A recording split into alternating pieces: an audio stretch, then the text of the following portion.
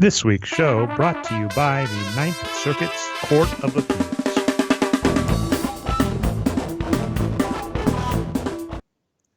Welcome back to another Boxscore Geeks show. We'll be talking the Yeh Points challenge, Magic Johnson, how some of our preseason predictions look less good in light of reality, as well as Charles Oakley. I'm your host, Dre Alvarez, a.k.a. Nerd Numbers, and with me, as always, is our producer and voice of God, Brian Foster, who you can find on Twitter as Boxscore. Brian, say hey, Brian. Good evening, Dre. Yeah, it's good we got a show in this week. We got all these articles, too, to talk about. You and Patrick have been really busy, and yeah, good old NBA season is still rolling on. We've got the All-Star break coming up soon. All right, so let's talk the first one. Let's just dive right in. Let's do it. This did not work as well. I'm guessing maybe didn't give it as much flair, didn't give as much time. But the Yeh Points challenge. So Chris Yeh, a friend of the show, is doing a cycle for survival, where he is trying to raise $500 for a team to fight cancer. Goes to the Memorial Sloan Kettering fundraiser. And let's see. Well, actually, it went up, but I can't. The honor roll's not going down. Anyway, what I was going to say is I basically said we'll match it and winner gets a T-shirt. But we have not gotten much interaction. It's looking like Jamison Tinsley is likely just going to end up with a T-shirt unless Chris beats him with his Isaiah Thomas pick. But in case you didn't see, the rules are the metric we like is net points. Basically, that's the total number of points player scores minus the number of attempts and about 44% per free throw.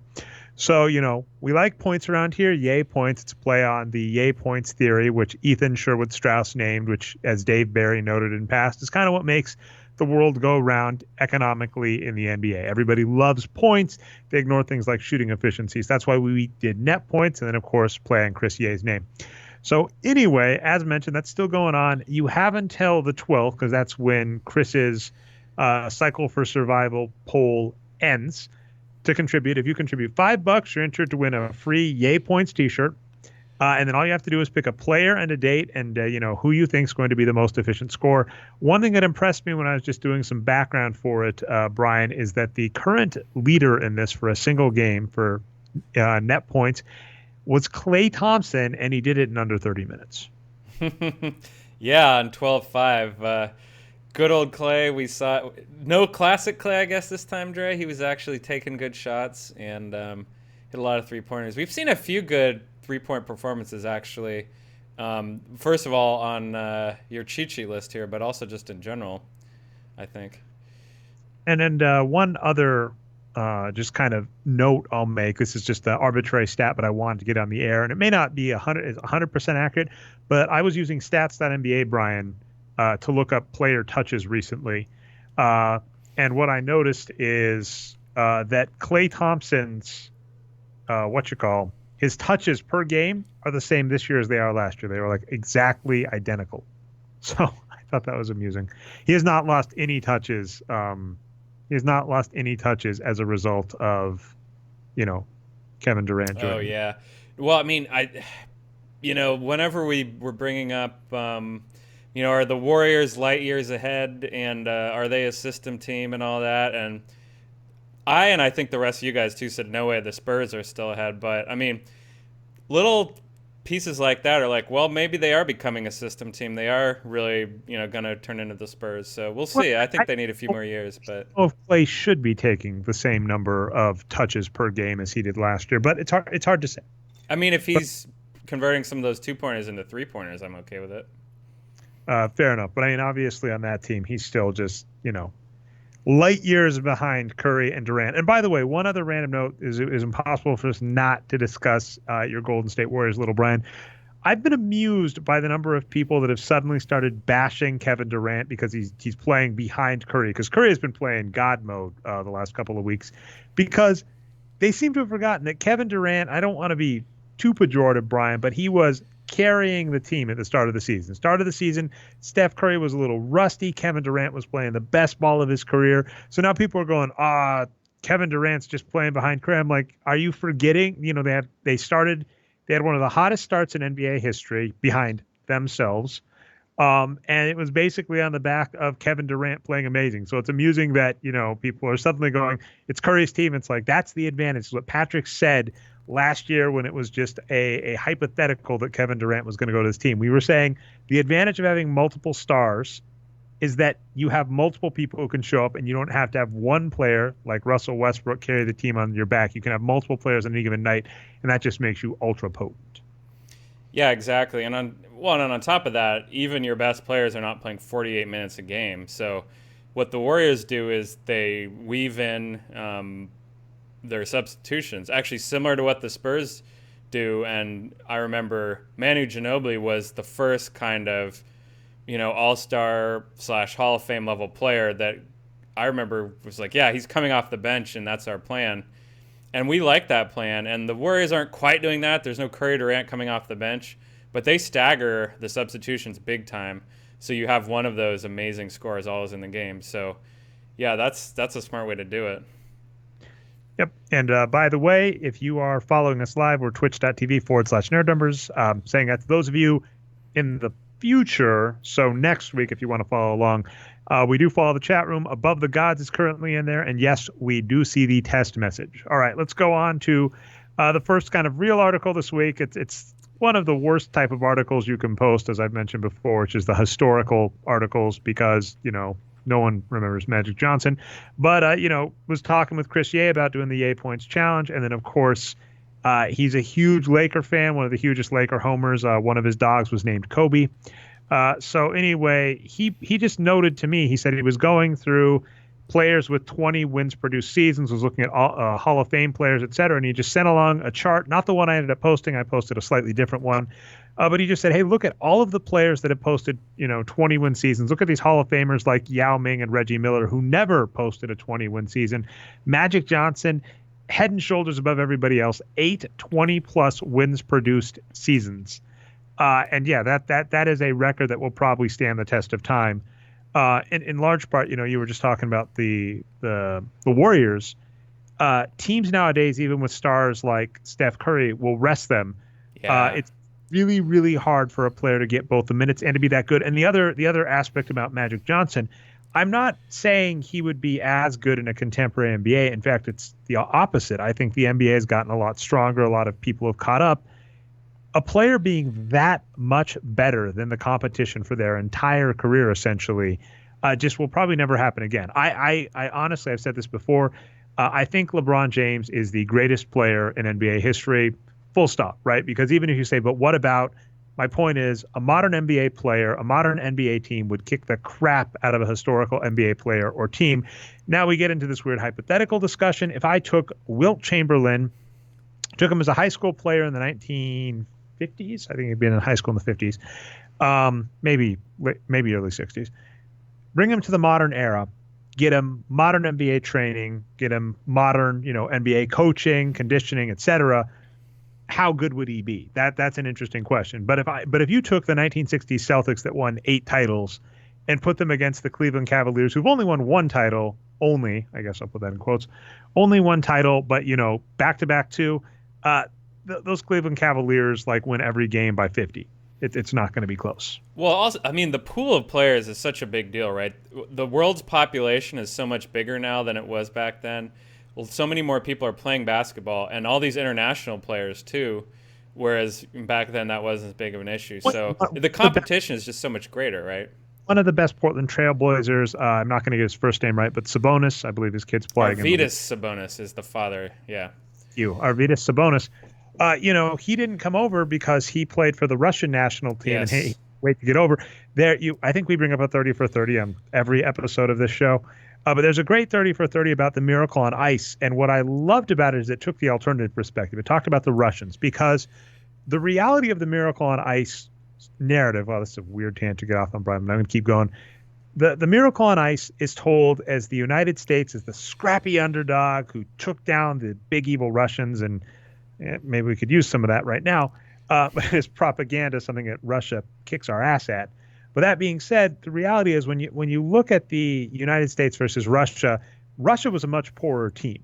I was reading a book where it said that their players would not even attempt slap shots because they couldn't afford to break as many sticks as other teams. The United States basically housed them in kind of like a prison. I believe the area actually has been converted into a prison. So the area that they housed the Russian players in when they were out here to stay was a horrible living condition compared to the This United is States. the 1980 Olympics. That was in Lake Placid, New York. Is that right, Trey? Yes, thank you for all the clarification. Because other people are like, what are you talking about? The United States Well, just versus like because the Russian team had to travel, so it was like a road game for them, right? It was tough. it's a huge major road game. The committee, it was IOC or some one of the committees, put the United States in a more favorable bracket so they had a better shot of making it further. So it's like the story is told as the United States is the plucky underdogs overcoming the Russians. And from a talent perspective, right, from the players on the United States team versus the Russian team, that's absolutely true. But from a how much support, how much backing, et cetera, each team was getting, it was basically like you took a scrappy set of underdogs and gave them all the money, and then you took a really good set of teams and you like took away all their equipment. You said who would win? And apparently the backing gets you a very narrow margin of victory. Oh, and we should also mention, even though we're not well studied, that what we do know about the the analytics side of hockey games is that they can be more random than other sports because you have hot goalies, right? A hot goalie can just kind of shut down a team, and there's less points being scored, so that makes it a little more random. And it's a lot like football, where exactly turnovers are huge in football, right? Exactly. Well, because most games, I think the United States, it was either a 4-3 game or a 3-2 game. I forget the one that they beat the Russians in, and like just think about that, right? That's one or two scores changes the game. A basketball game, the I completely forgot the Warriors. I was struggling for a name, but the Warriors, right, can have games where they win by 50, and that's 25 scores at minimum, or maximum, right? Because I guess you have threes. But what I was going to say is, like in a hockey game, that's nothing. So yeah, absolutely. And then the only reason I got down on that tangent is I saw a great 30 for 30. I've forgotten the name, but it was about a player that was playing on the Russian national team and he wanted to come to the U.S. and just all the hardships he had to go through. Where they said yeah, you can, after this you can go, and he would he'd go, hey, can I go? And they go, well, we need you for the national team. So just the hardships that international players, so many good players from like Soviet bloc countries that now can play in the United States freely and up the level of competition. So many European players, so many more players go through the high school system and are now noted. So it's like, yeah, the number of top talent players that are in the NBA now as compared to back in the 60s, 70s, and 80s is significantly different, as well as the amount of money and conditioning I can get. Because, in the 1970s, it's possible you were on an NBA team and that didn't pay very much. You did something else, or you didn't take it as seriously as a modern athlete does. So from that point, Magic Johnson was just head and shoulders above his competition in his era, and I don't think that'll ever happen again. But I still think LeBron James qualifies as the greatest ever. And to that point, he currently is right behind John Stockton with 11 15-plus wins produced seasons. John Stockton finished with 12. But LeBron James might tie that this season, and if he's got one more good year left in him, that'll be enough, and that would be enough to convince me LeBron James, greatest ever. Yeah. No, I'm with you on that. There's a lot to say. So I agree with you anecdotally on the hockey side. It was kind of like Sabonis. I remember a lot of those players from the old Red Army team, they used to call it the Soviet Union hockey teams, they did end up coming over in their 40s, or late 30s, in the early 90s, around the same time Sabonis did. And they still competed. I remember that was around the time that the Sharks came around through expansion. That's my local team here in the South Bay. And they didn't have, a lot of options because they're an expansion team. So they had a full line they called the Red Army line. It was Igor Larionov, Sergei Makarov. I forget who the third guy on the line was. He's another Russian guy. They made the playoffs as an expansion or like a second or third year team with these old Russian guys. So yeah, those guys were good players. An interesting thing about this to me is going back to basketball now. If you look at 15 versus 20 win seasons, these first two charts you have here that we're showing now, the distribution's, a lot different. Like, I guess what this means is that Magic Johnson just played a ton of minutes during those 8 seasons to get to the 20 wins, but he, didn't have as long a career as some of these other players, whereas John Stockton just did both. If you look at some of these other guys, they're, I think, farther down the list. And these are basically all-time greats: Jordan, Rodman, Charles Barkley, Chris Paul, LeBron, Larry Bird, just to name some of these guys, for the audio-only people. They had very few of them got to 20-win seasons very often, but they got to 15 quite often. So you have to dodge injury probably as well, I think, is what this means about Magic Johnson. I'll give to Magic Johnson is he never cracked 3,000 minutes in a season. Wow. And never made it to a one of the lockout seasons. And for what it's worth, on both of these, I did adjust 1999 and 2012. So I counted I was like 9 wins in the 1999 lockout season equates to 15, whatever. I did do the math there. So, I still even give a cheat there, but it was relatively easy because I think only like 3 players in 1999 qualified as like David Robinson, Dikembe Mutombo, and one other, and only a couple, including LeBron James, qualified in 2012. So I did do that adjustment, but I think to my point, Magic Johnson, a point, a center and a point guard, or rather, let's see if I get it, a point guard skill set in a center's body, was just a cheat code. And a lot of the things people say about him, I just think are false. Like some people say his defense wasn't as good. The Lakers routinely had top 10 defenses, top 7s.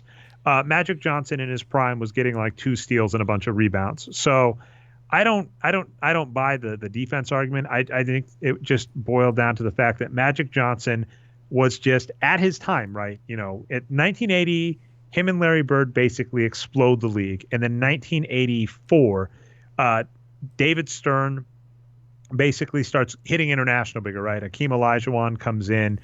The NBA starts going more international. That is the huge draft that gives us Hakeem, Barkley, Michael Jordan, and John Stockton. Right after that, we get more international players. So I think Magic Johnson basically hit the league, and it sounds like a mean, nice, whatever you want to call it, way Ryan. Like, if you look at Kareem Abdul-Jabbar, all-time leading scorer in NBA history, and that's not going to be touched. And that's because if you look at the 70s, I wrote a post on this. I'll try and remember it for the script, Brian, but I called it like, where did all the possessions go? And if you look at historical basketball, teams just sucked. Like there was a guy. This never aired, so I'm going to throw some shade, Brian, but he's not going to listen to the show, so I don't care. There was an unaired interview that Arturo did back in the day with a guy that wrote a book called 10 Squared. And I liked some of his points because he called like Kobe overrated, but for the most part, I didn't really like a lot of his analysis. I recently saw a posted on like Twitter or Facebook where he said something like there was this high school game where a player scored like 92 points. And he was like, but this was a garbage game and no D and no fundamentals and kids these days and not old school basketball and blah. No, if you look at the stats, like it's not a matter of watching the game and remembering that Wilt Chamberlain or Bill Russell used to play basketball the way it was supposed to be played. If you look at the stats, players sucked. They turned the ball over a bunch more. They were worse at shooting. They couldn't they couldn't box out. They couldn't get defensive rebounds. If you look at historical basketball, it used to be a lot worse. And a large part of that is, as we've just, spent the last 10, 15 minutes discussing, players have gotten better, more international, more training, more coaching. Coaching seems to be a little slow on the uptick, but they finally have realized that the 3-point line is important. So teams are finally getting more advanced on that. But that's the point. It's like Magic Johnson came in at 1980, and I think right around when Michael Jordan entered the league is when there was international expansion and teams kind of started making smarter game plans and stuff. So I think Magic Johnson basically hit the NBA right before it kind of jumped in technology, performance, whatever you call it, and just dominated for like 5 seasons. And then he was still dominating through the 90s. But I'm saying, like, he basically existed in this window that was kind of the last vestige of an era where even when you have players as great as Magic Johnson, like, don't get me wrong, LeBron James, I think, is a better player than Magic Johnson. There are players in the modern NBA. Kevin Durant, probably a better player than Magic Johnson would be in a modern NBA. But I'm just saying he existed in a competition era that, no modern player is probably ever going to see again. And this is kind of a guess, but so, this could be wrong. Feel free to call me out, whoever's listening. But I think, when people are being nostalgic for a tougher, more grinded out NBA, that's pretty much only the 90s, isn't it? The 80s, 70s, and going farther back. Going back to what, there's a shot clock anyway. Those eras all have much faster paces, I think, than any other era. I know now the pace is a little bit faster, but yeah, I don't know. I agree with what you're saying there. Are you? Yeah, and yeah, I'm actually trying to look at basketball on paper really quickly because Oh yeah, it probably says that in there, huh? another interesting point that I oh yeah, this is one of my favorite charts actually. So I basketball on paper is a love-hate relationship for me. I think it's got some very interesting, amazing stuff in it, and then I think it has some garbage that is caught on. So this isn't going to be really easy to see. I might copy the Oh, let's chart. go to your close-up. All right. You see in the efficiency chart that Dean Oliver wrote, and obviously this only goes to like 2005. The graph is visible, but none of the numbers or letters are. Yeah. Well, basically all he's pointing, he talks about offensive and defensive rating, and then notes various rules and other things that happen. And so like illegal defenses were scrapped in the mid 2000s, and then there were like changes to the 3-point line, etc. So anyway, what I thought is important to note too about some of these is, when you talk about types of systems in past leagues, if the rules change, if that was a big deal, right? The zone defense being allowed, things like that can potentially even change how the game was played. So yeah, it's like a lot of stuff has changed. That means that the NBA is never going to look like the 1980s NBA, and that's a good thing, right? It's good that if you are a player that can play basketball, you are probably going to get a shot at the NBA. Like there's a fun stat in the book, The Sports Team, which is if you are 7 feet tall and in basketball playing range, there's an 11% chance you're in the NBA. So like if you're an NBA caliber player, you're going to at least get to sniff the NBA. And that's a good thing, but then it just means that we're not going to see like 20 wins produced players like Magic Johnson. But that isn't. I had not realized that until you brought it up, Brian. Like his minutes are not horrible. His minutes aren't horrendous because I think Michael Jordan is an interesting comparable where I seem to recall that Michael Jordan just like played the crap out of his body. If I recall, yeah, he hit 40 minutes per game 3 consecutive seasons from 1987 through 1989. He calmed down a bit, 1990 to 39 minutes. But, like, even if this makes any sense, in that last three-peat where Michael Jordan was in his mid-30s, 32, 33, and 34 were his last three titles, that last three-peat, like those minutes were more minutes than Magic was putting up average for his career. So Michael Jordan, slowing down for age, played more minutes per game than like Magic Johnson was playing in his prime. So Magic Johnson's just an anomaly, and like that's the point. Chris brought up to me, it's like you're not going to see a player that's going to do 20 wins produced. There was an interesting post that I didn't even read, which I'm kind of breaking one of my rules, Brian. I said in the era of fake news and on all of these people clickbait stuff, I want to be careful about how much I talk about articles that I haven't read fully in depth. But there was an article at Nylon Calculus, I think it's fan-sided now, that was talking about like our modern era stars better, and they were using stats like BPM and win shares. And one note I'll just give is the wins produced formula we adjust towards average, because if everybody in the league gets better at shooting, then even if LeBron James is a better star than, like I was pointing out, Magic Johnson in the 80s, relative to his competition, he's not better. So it's an interesting point where I think and I think the note was that like players according to BPM, which is a garbage stat. Just if you want my opinion, like just because I'm saying it on the show, those people on Twitter who put a retweet is not an endorsement or whatever, or just because I like your Facebook post doesn't mean I'm endorsing you. Same exact point here. Just because I'm mentioning BPM doesn't mean I'm a fan, anything but. They were noticing like an upward trend in star players in BPM and saying modern stars are better than classical stars. And my point's a little different, which is I'm going to say I agree. Modern NBA players, their skills are significantly better than classic, right? Charles Barkley, one of the greatest NBA players ever, couldn't shoot threes, which is why he hates the Golden State Warriors, because they remind him of what he could never be. But if you look at the star players in the past compared to the field, as opposed to modern star players compared to the field, it's a much different margin. So that's my only response there. It's like I'm saying, the Nylon Calculus takeaway was modern stars are better than classical stars. And I'm saying true, but compared to the baseline, right? Compared to the baseline, modern stars are closer to the baseline than classical, because back a great player was just that much better than the field. That's a good point. And, going back to basketball on paper, which I actually have read in the last few months, so it's kind of fresh in my mind.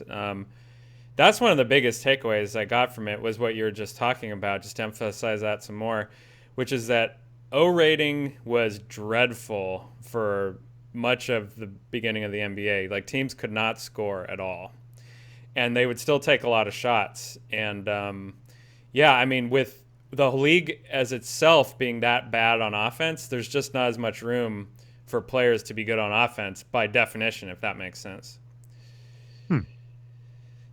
All right. So let's see. Do I have anything else I want to say, Magic? No, just Magic Johnson was freaking incredible. And the reason we brought this up is he's going back to the Lakers as an advisor. Now, candidly, I don't think that matters one bit. I think it's really funny that in sports, there's this belief that because you were great at playing it, you're going to be a great coach or a great GM. And I think even some of the players that kind of get credit for that, I question how great they were, right? Larry Bird got like coach of the year and he's still with the Pacers, but it's very hit and miss. Michael Jordan notoriously was horrible with the Bobcats. Magic Johnson, his coaching record is bad, but I don't really blame that on him because he took over a bad team and basically got mad at the players when he was even benching his starters. I was going to say star, but they didn't really have stars. Hey, Jordan's Wizards might cost our portfolio a little bit this year. We'll have to see about that. Yeah, so that's actually a fantastic addition. Let's transition into that. So Patrick, combination of busyness and other things, has not been doing as many regular Boxscore Geeks portfolio updates. I want to talk about that in a second. But so basic premise, Patrick every year, except for last year because he had to miss it, I think, travel, goes to Vegas, puts some bets down based on some preseason predictions, bugs Arturo for some thoughts, has his own thoughts and tries to take that.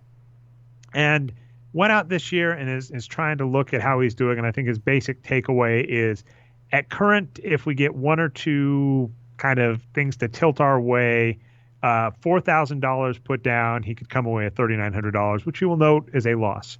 And so things aren't going well. And Patrick noted the good news is instead of after 2 months coming out and saying, holy cow, we are geniuses, look at our predictions. He waited a while to post. So now he can just come out and say, hey, look, things aren't going our way. But to me, that's wildly important because I feel there's a weird disconnect in one of our theses about basketball and then how it's taken. So our thesis is, compared to other sports, basketball player statistics are among the most consistent, meaning year to year, you can tell what a player is likely going to be.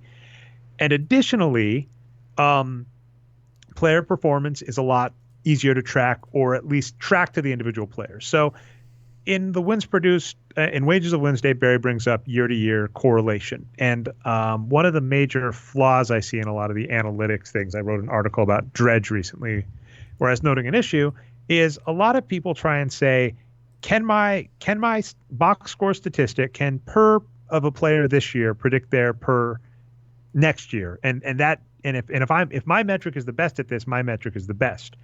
And what we've always noted is, well, no, because if you're going to try and predict next year, you have to include things matter, like age, like coaching, like teammates, etc.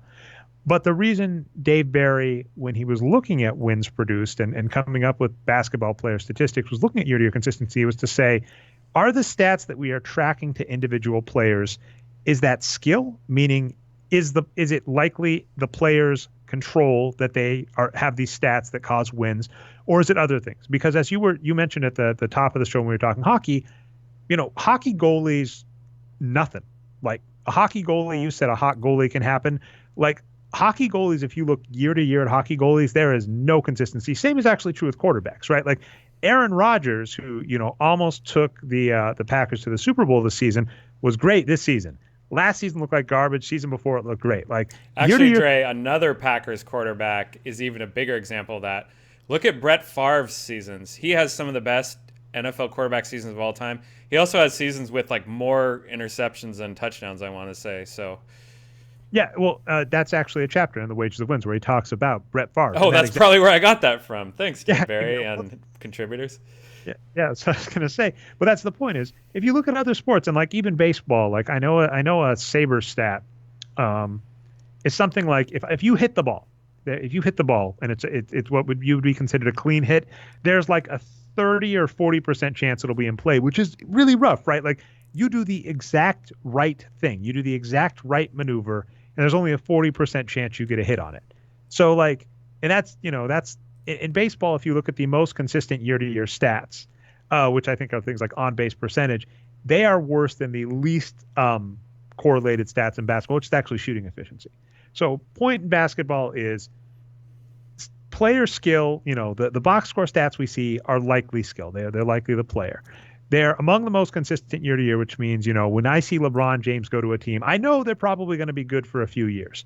And then finally, players matter a lot. So, another issue that matters in other sports, I just talked to Aaron Rodgers, and Dave Barry had an article that made the front page of the Huffington Post about Tom Brady being the greatest quarterback of all time. He noted a huge part of the Patriots winning the Super Bowl was the Atlanta Falcons offensive coordinator, Kelly Shanahan.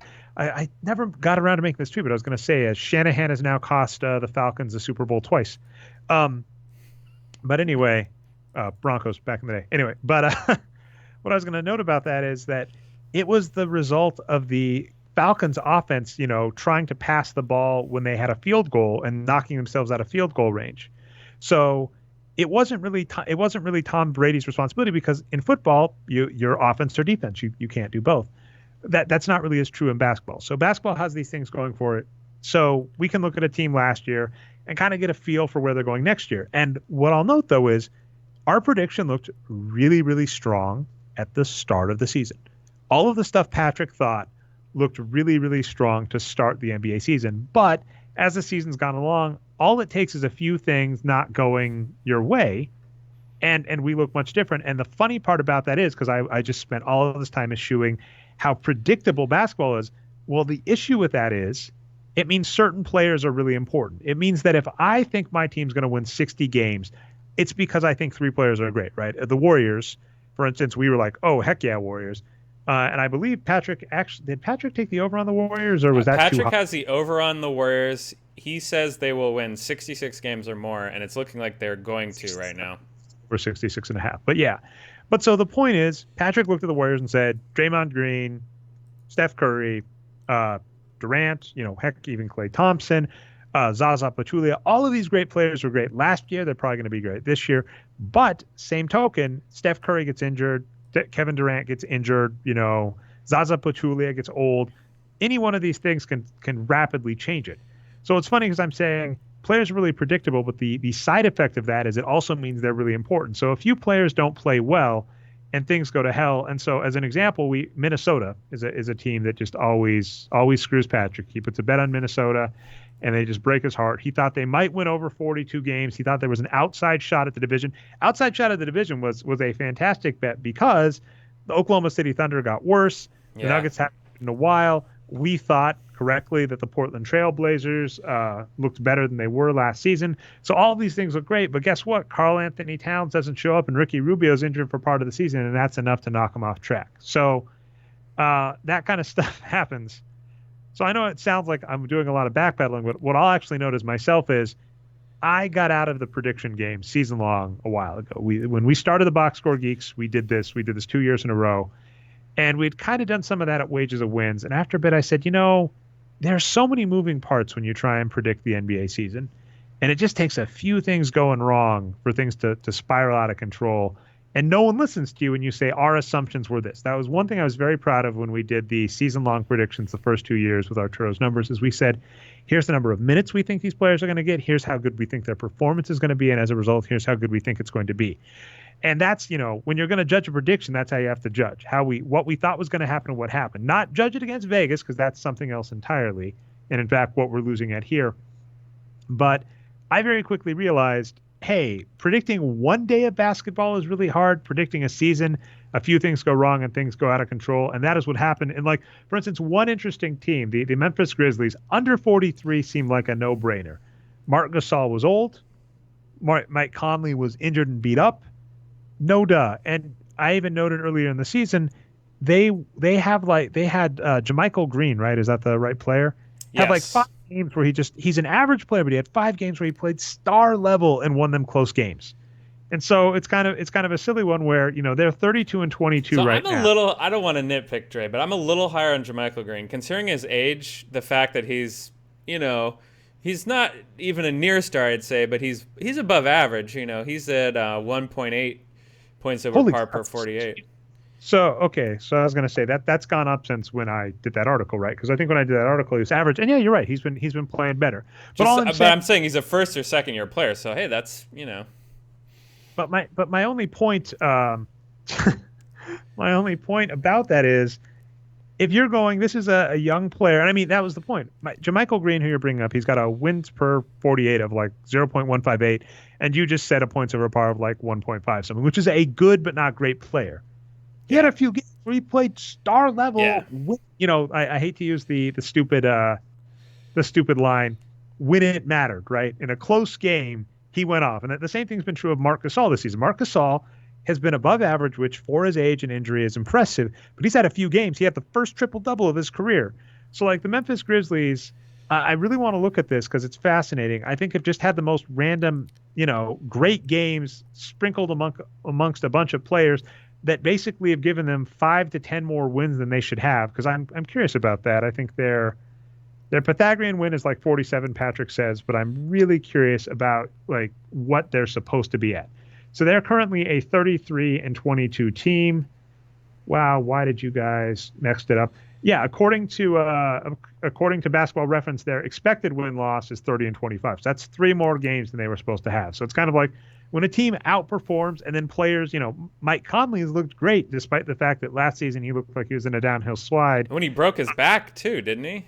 Exactly. So it's kind of like there are things where you go, I can't guarantee it, and that's the And important tore part. his ACL, according to Patrick here. Sorry, go ahead, Dre. Well, toward the ACL, remember that? Like when we were talking, that's like there was some article about Isaiah Thomas, IT1, where they were like, this injury just normally ends players. After players get this injury, they're done.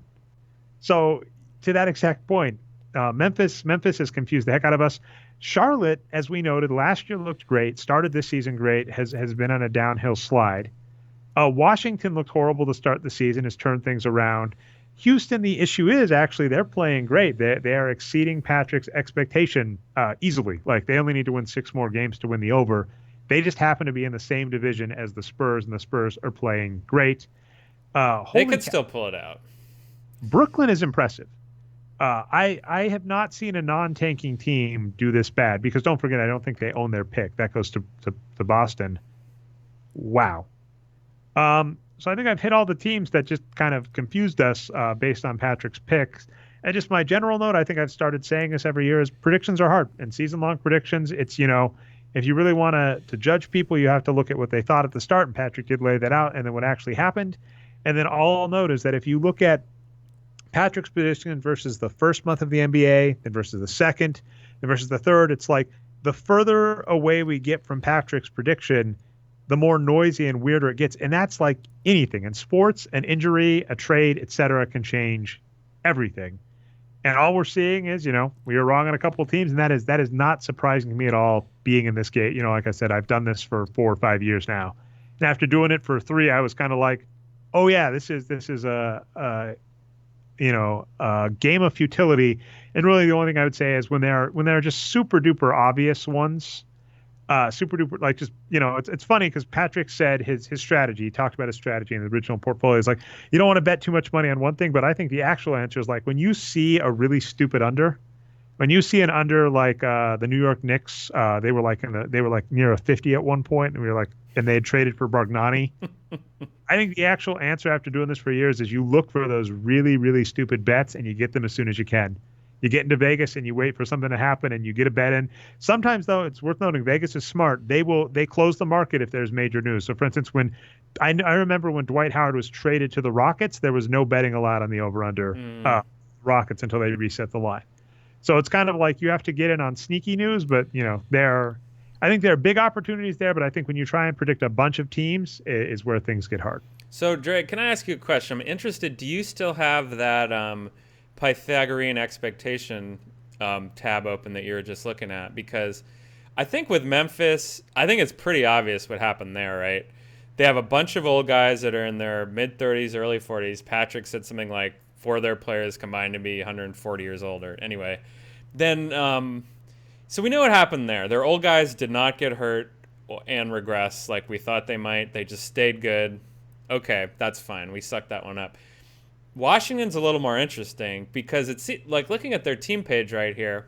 it feels to me like they're doing pretty much what we thought they would do. Wall looks good. He's been really good the last few seasons. Gortat looks good. Otto Porter's been a young player that, we've considered to be good and has been an upward swing. So, okay, they got those three guys. But then they have nothing else at all, right? Just totally bereft of talent on the bench and everywhere else. So because of that, they're probably going to end up a mediocre team. So if they actually outperform their Pythagorean at all, I wonder? And you said the Wizards? The Wizards, yeah. So what are they at? So they are... Oh, it says 10th here. Does it actually say their record on the page? I guess it doesn't. It does at the top. I have to look at the other page. They're estimated a 30-22 team right now, which I still think is better than. Yeah, they're only one game better. So they're playing right about at their level. So that's interesting. So we're close on some stuff, but it's just like I said, the note is a few things go differently than you thought, and that's enough. Like that's the key part of basketball to me is while players are predictable, that adds an inherent interesting aspect, which is it is really easy to turn the fortune of things. I mean, the Warriors are an example. All you have to do is injure Steph Curry and take Draymond Green out of a game and injure Bogut, and that turns around the greatest team of all time.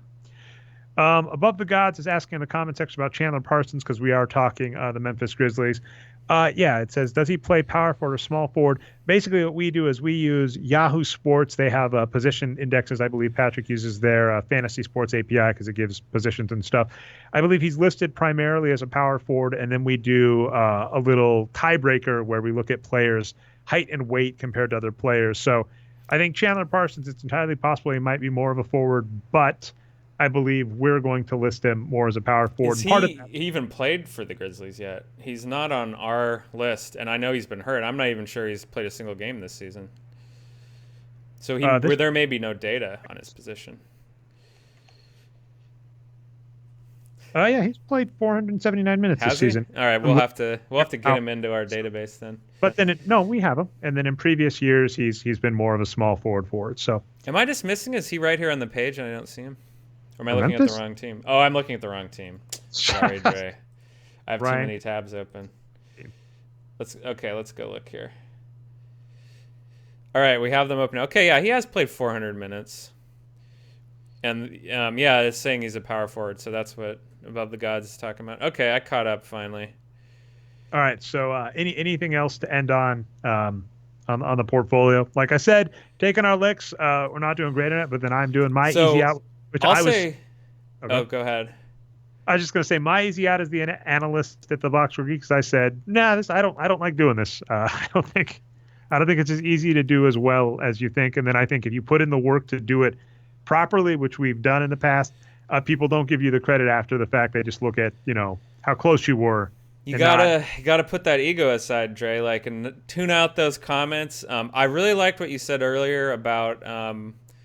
We put down what our expectations were. We think this player is going to play this many minutes, and then you can just do it as an exercise, more than being right or wrong. That's kind of my opinion about predictions. You don't have to beat people in predictions. It's not necessarily fun. That's what I'm saying. It's like okay. There are lots of that Magic Johnson post, although oddly will not get as much love as a prediction post. I'm fine putting in the work to put that graph and grab that data. That's fun. That's interesting to me. But putting in the work to guess how good a team's going to do for an NBA season. Know that three things are going to be true. Actually, Brian, I said two. I'm going to up it to three. One, it's going to dry up very quick. It's going to evaporate very quickly, right? We think that Mike Conley is going to suck, and the numbers say Mike Conley doesn't suck. So boom, that prediction, just rip it up. Two, you're just going to get laughed at if you're wrong. And then three, even if you're right, people don't necessarily take they're not, it's going to sound weird and super egotistical, Brian. They're not going to give the article the respect for what you wanted to get the respect, where you're like, I wanted you to look at this part of the article. You're looking at that part of the article. I've had that happen several times where I make a chart and there's one throwaway part of the chart that I didn't care about that's just there for whatever. And someone's like, oh, here's Chris Humphries on your chart. And I'm like, that Chris Humphries doesn't matter. This chart's about these other players. He just shows up because he's a data point in the data set. So that being said, it's kind of isn't there some famous quote, Dre, about art or work in general that even though you're creating it, once you put it out there, it becomes not yours anymore. It becomes that's my point, right? It's like for a lot of my posts, when I make the post, I make it for a specific audience. And I feel, based on the comment sections, based on the great commenters in the Boxscore Geeks chat, thank you both, I feel hits the audience I want to go for. And then I write other articles. Sometimes they're more popular, but the audience that I attract, I go, this wasn't for you. Now you might like it, but I didn't like that. Now, again, I'm coming off as an egotistical elitist prick, Brian, whatever. But so that's my point, is you're saying once you've made it, it belongs to the world. I agree. And that's what I'm saying. Prediction posts, the people that consume those when you put them out into the world are not the people I want to, cook for. Hey, in my defense above the gods, the Hornets and Memphis Grizzlies do both kind of have bluish, greenish uniforms. They're kind of the same color. Oh, credit Brian. So Above the Gods is laughing at Brian in the chat section, twitch.tv/nerd numbers. Come along next week. It's a fun ride. Laughing at Brian for not realizing Chandler Parsons had played for the Grizzlies because he was looking at Charlotte. Yeah, that's okay. How do you even make sorry. Like maybe if you were looking at San Antonio and you saw Pau Gasol and you thought it was Marc Gasol, but all right, let's hit our last topic and then blow this popsicle stand, Brian. Charles Oakley was ejected the other night from a Knicks game. I don't quite know the full story, so fill me in if there are any gaps that I'm missing here. I guess he bought his own ticket and sat behind James Dolan near the court. People around him say he was being boisterous. I'm not hearing yet. I've yet to hear anything, although this could have changed, so, it's news. I've yet to hear he was doing anything expressly bad. But the belief is he was being boisterous and possibly, we don't know this, possibly heckling James Dolan. Security was called on him. Charles Oakley got upset and I believe physically pushed one of the security guards with his finger and then was arrested. So he actually shoved several of the security guards pretty hard. Like when I was, the video to me kind of looks like a barroom brawl is kind of the tone of it. Like, people are just standing around. Some people are mad, some aren't. No danger of anyone getting hurt, really, but it's obviously, something that's not normal public activity. And so this is I'm gonna take an interesting take, and then I'll let you jump in, because I've seen a lot of people saying, it's unacceptable that he got arrested, but it was unacceptable for him to act that way. What's interesting about Charles Oakley, and I've read several articles that note this, is, he is estranged from the Knicks. He, they don't really include him and stuff. And, and that's supposedly why he bought the ticket there tonight, to go there and talk to Dolan about it. That's one theory. Yeah, I can buy that as a theory. I have not read that confirmed as the reason or even from Oakley's mouth. So, I'll be interested to see what Oakley specifically says, but I can't verify that yet. But the simple point being, and a few people pointed this out, I tweeted from Tommy Beer a retweet that said essentially that, the Knicks won 70 playoff games in the 10 years Oakley was on the squad, and they've won like 7 since James Dolan took over the team. Yeah. No response. But anyway, so my only response is the public is 100% on Oakley's side from what I've seen, especially Knicks fans who were cheering him as the incident was going on, and another time that I think you're going to point out. But yeah, they just think Dolan's incompetent, and they don't care how that gets expressed. They just are frustrated with the team, and they see Oakley, an all-time great player, carrying out their frustrations for them in front of their eyes. So that was very, a positive thing for Knicks fans, I think. It's a positive thing to have a former great escorted out in handcuffs. Yeah, they went after. It's like Oakley physically went after the hated owner James Dolan for the Knicks fans on their behalf. That's kind of how I've been seeing it getting spun. Interesting. And what I will note is he did put up 104.8, according to our numbers, 104.8 wins in the 10 seasons he was with the Knicks, including one 15-win NBA season. I mean, he was a great player. And then another funny aspect about him is he was traded for Marcus Camby right as he exited his prime. If you look in 1996, Charles Oakley has a points over par of 3.8. That means if Oakley plus an average team would be expected to beat an average team by 3.8 points if they played the full 48 minutes, and put up 8 wins that season. That's in 1996. 1997, points over par, 2.9. More wins, but that's because he played more minutes, 11.5 wins. Next season, only 1.6 points over par per 48, and then back down in the eights for wins. So he's exiting his prime and he gets traded. So like this is a funny one where he was great for the Knicks and he was traded for a great player because Marcus Camby the very next season. And let me make sure I'm getting that right because I'm like 90% sure Oakley was traded for Ewing or not Ewing. And I said it wrong too. It's Ewing. I'm like 90% certain Oakley was traded for Marcus Camby, but let me just make sure. Yeah, he went to the Raptors, and I think that's where Camby was.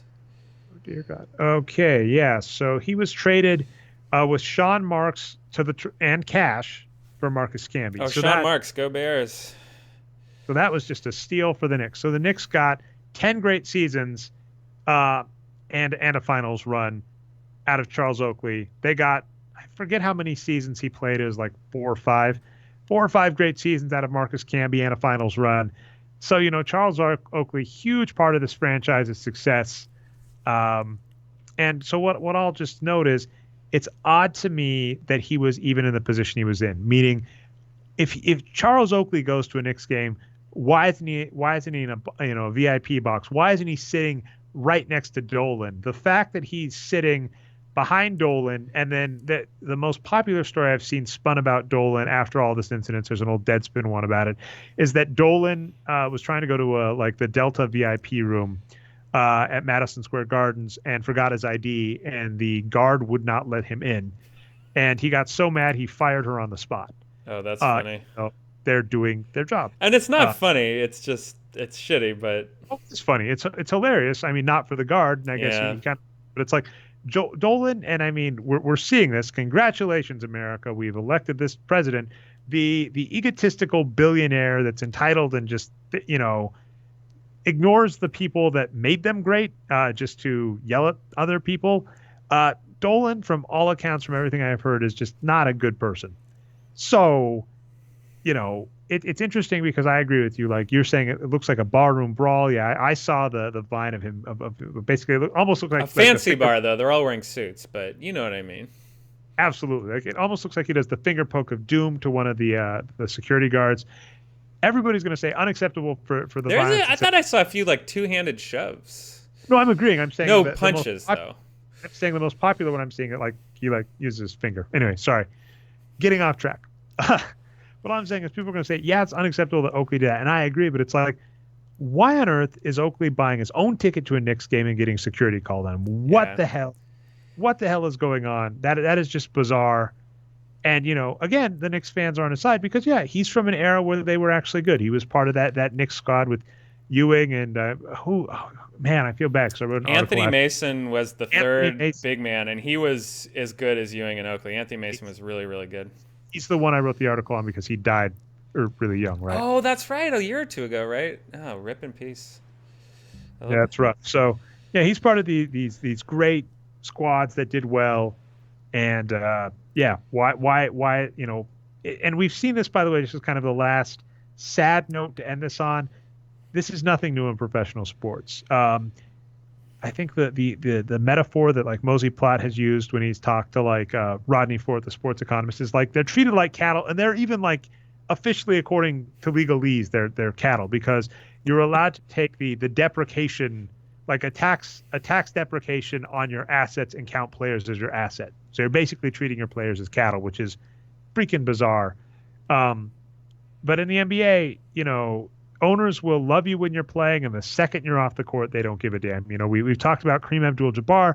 Say what you will, his personality probably is salty. He probably does feel entitled, but he was the greatest player in NBA history up until the '80s. Up until Magic came along, up until people forget Kareem because of Jordan, basically. But he was the greatest scorer ever, and has the most MVPs in NBA history. And after he retires, can't get a coaching gig, and is even in weird spats where the Lakers are downgrading his first-class seats and not giving him a statue they promised. If you're a player, you're treated like a prized racehorse, which is kind of messed up, and nothing surprising that one of the worst owners in the NBA does that to one of the best players in his team's history. No, I mean I agree with on that. So okay, so on one level, imagine this scenario that you're kind of in the Dolan seat. And what I mean by that is you're trying to run this team And so the reason why I'm trying to do that is because I think that everyone just hates Dolan, and probably rightfully so from everything we've read and you just pointed out. He's probably not a very competent owner and probably not a very good guy, right? So that's why everyone's going against him here on one level, I think. But put yourself in his shoes. You're trying to run this franchise, and you've got like this guy, that retired, and he's like, okay, guys, I'm retiring from the Knicks. I'm done. Whatever. That's it. And then he starts coming back and was like, oh, just kidding. I'm not retired, guys. Actually, I have all these things to say about how you should run your business. You should listen to me, right? And you might be at this point, well, you had your time, but maybe I want to run things my way. And, thanks, but no thanks. I just want to run my own business. Now, one thing is what you're saying always happens in the NBA, which is the ex-players generally are embraced. Like the fact that Dolan is not embracing him, even if maybe he doesn't want to, is weird because teams, they usually do that. So I think Dolan is kind of breaking a big what's the word I'm looking for? Convention or social thing in the NBA. The teams are supposed to embrace their ex-players, even though I kind of understand why they might not want to. So Dolan just has to know that he's expected to not freeze out Oakley. The weirdest metaphor I can think of for what you were just talking about is a documentary I saw. I don't know if I got the name. It's like The Day After Tomorrow. And that was a bad accent, but it was about Annie. It was about actresses that played Annie in the musical, and just noted that you have this musical, this really famous musical, Annie, that calls for all of these young girls to sing, and they basically, as they all start aging, they all turn into preteens, and there is not a musical, there is not a space in the musical industry for a bunch of preteen singing girls. Maybe a couple of them move on. But basically, these girls, their entire life is this musical for a short period of time, and then they get too old, and then there's nothing. Like the industry has no place for them, and it's kind of a weird sadness, and it reminds me of basketball players because all of these players, this is their life, right? And then to your point on like Oakley, even if we think Dolan is a horrible owner, we have seen time and time again. We were just bashing Magic Johnson and Michael Jordan and Larry Bird and. We didn't even bring up Isaiah Thomas, who Dolan freaking loves, which is bizarre. If you're going to love Oakley over Isaiah Thomas, but whatever. These former players that try and get front office jobs, and they're just not good at it. Like objectively, you can look at their performance. You're like, you're not good at this. There are not enough front office and TNT analyst and color commentator jobs to cover all of the players that retire every couple of years from NBA, right? There are like 400 NBA players at a given time. 450 active, right? Because there's 15 active players on a roster. There's 450 active NBA players at a time. There is not enough space for all of them to stay in the business once they retire. And so I actually 100% agree with what you were just saying. Like that's like a weird, tragic thing because I don't agree with Dolan, or I don't want to side with Dolan. But the ironic part is I do agree with your point, which is maybe there's not a place for Oakley to be in the Knicks front office as much as he wants to be. And that's just sad. It's sad on the two angles because it's sad because if there's not a spot for Oakley, and it's doubly sad because basically I have an entitled billionaire who has no idea what he's doing with the team that's able to basically freeze out the history because, just because he can. That seems like the only reason. Yep, just because he can.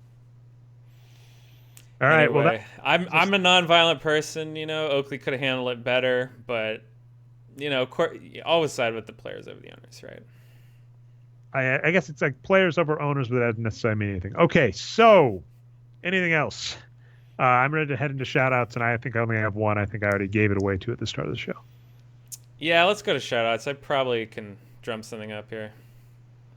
All right, so I just wanted to go to the Ninth Circuit Court of Appeals that on a unanimous decision. It's so the verbiage of this entire thing is so weird because there was a ban, and then there was a downgrading of the ban. So you have like triple negatives because there's like they denied the stay that denied the ban. So it's like three things. But basically, a judge, and I forget. Apologies, Brian, help me out here because this judge also has to be commended as well. We're bringing it up right now. So what is the name of the judge that basically said Trump's ban? I'm calling it the Muslim ban. I'm not letting him get out with the other thing because They called it that themselves when they were talking about it before they did it. So it's not like they're just lying now that it's not a Muslim ban. Yeah. Okay. So yeah, the Muslim ban. The judge, and please get the name for me at some point, Brian. If not, I'll look it up.